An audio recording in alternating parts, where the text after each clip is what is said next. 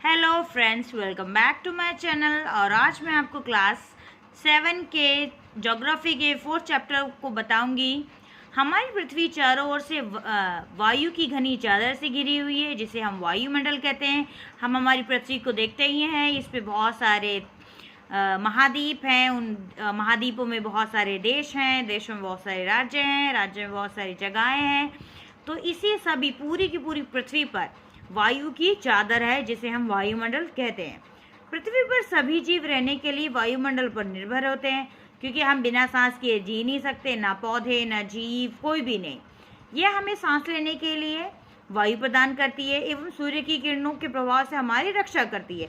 यदि सुरक्षा की ये चादर ना हो तो हम सूर्य की गर्मी से तपकर जल जाएं और रात में ठंड की वजह से जम जाएं। तो ये वायु राशि पृथ्वी के तापमान को क्या कहते हैं, रहने योग्य बनाती है।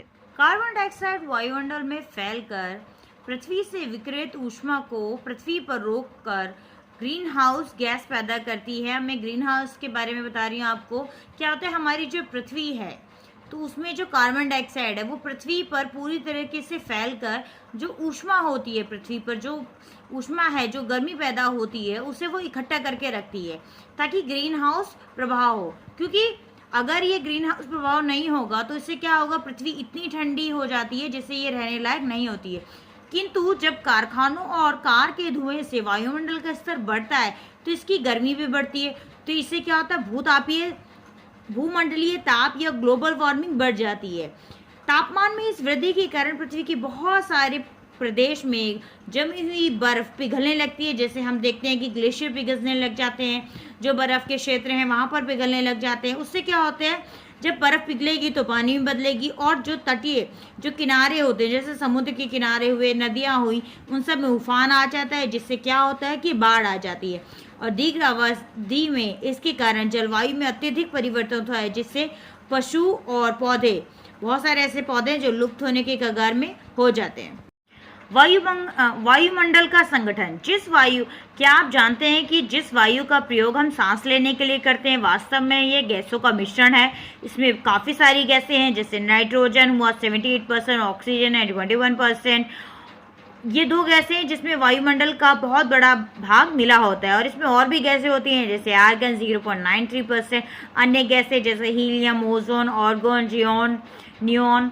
ठीक है, इसमें हाइड्रोजन, हीलियम, ओजोन, आर्गन और हाइड्रोजन बहुत ही कम में पाई जाती हैं।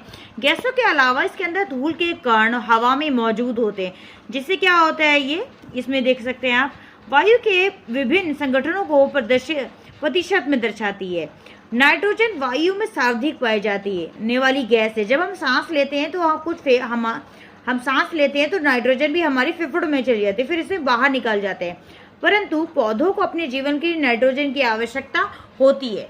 ये सीधे वायु से नाइट्रोजन नहीं लेते। मृदा और पौधों की जो जड़ों में रहने वाले जीवाणु वायु से नाइट्रोजन लेकर इसका स्वरूप बदल देते हैं, जिससे पौधे इसका प्रयोग कर सकते हैं। ऑक्सीजन वायु में प्रचुर मात्रा में पाई जाने वाली दूसरी गैस है, जिसे मनुष्य, पशु सांस लेने में ऑक्सीजन का इस्तेमाल करते हैं। हरे पौधे प्रकाश संश्लेषण द्वारा ऑक्सीजन उत्पन्न करते हैं। इस प्रकार ऑक्सीजन की मात्रा समान बनी रहती है, परंतु ये बिगड़ जाती है जब हम वृक्ष काटते हैं। कार्बन डाइऑक्साइड अन्य महत्वपूर्ण गैस है। हरे पादप अपने भोजन के रूप में कार्बन डाइऑक्साइड का प्रयोग करते हैं और ऑक्सीजन वापस लेते हैं।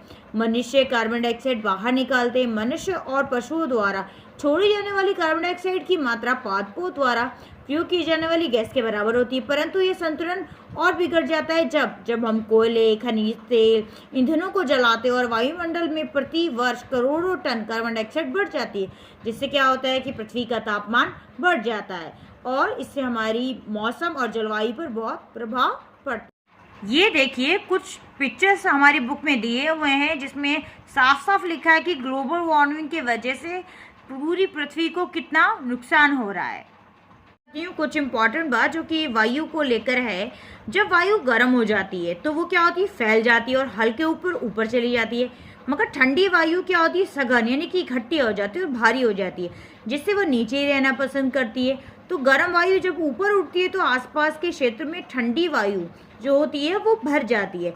इस प्रकार वहाँ आ जाती है। इस प्रकार वायु चक्र चलता रहता है।